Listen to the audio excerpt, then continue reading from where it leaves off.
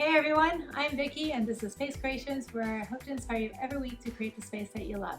This week I'm going to give you 6 tips. That's right, 6, not 5 and not 7, on how to set up your at-home office. And stay right to the end where I'm going to give you a bonus tip on what lighting to use for your Zoom meetings. Are you ready? Let's dive in.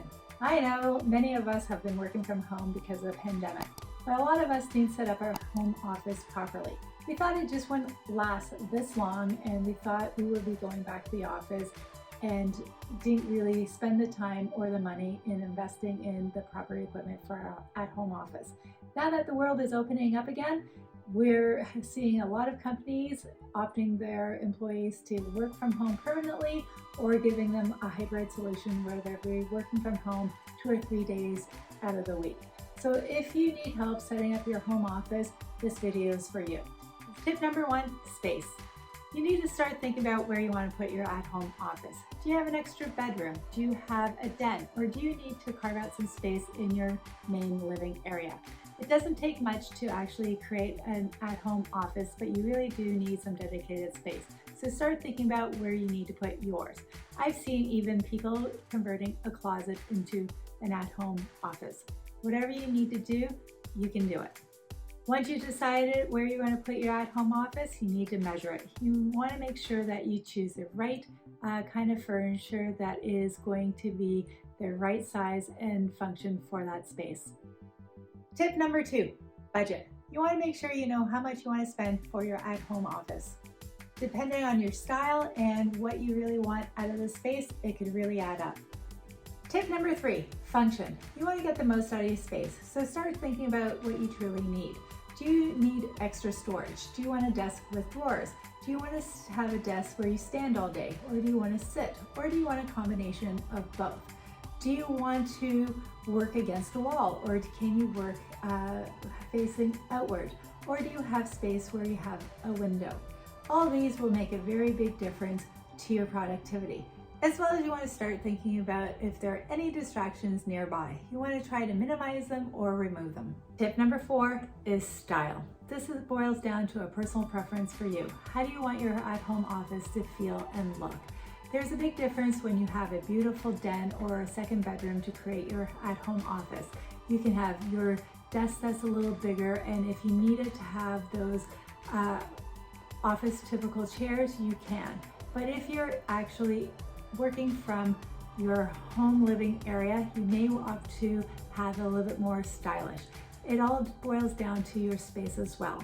So start thinking about how big your desk needs to be. For me, I need to have a smaller desk because I have a studio apartment and I've carved out a corner for my at-home office. I opted for a console table, and this is a great option for you when you don't have a lot of space. This allows me to work as well as to have lighting for me, as well as to create a beautiful space that is part of my living area. Tip number 5, invest in a good chair. You want to make sure that it supports your daily activities as well as your lower back. So many of us had to scramble at the beginning of the pandemic to buy a chair, and it really doesn't support what we need.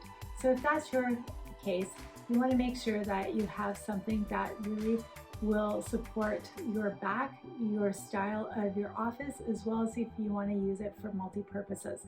Some of us will use our chair as an accent chair when we need more seating in our living area. So that really truly makes a difference of what chair you choose. Tip number 6, lighting. You want to make sure you have a good task lamp on the desk, as well as you may need a floor lamp on the other side to anchor it.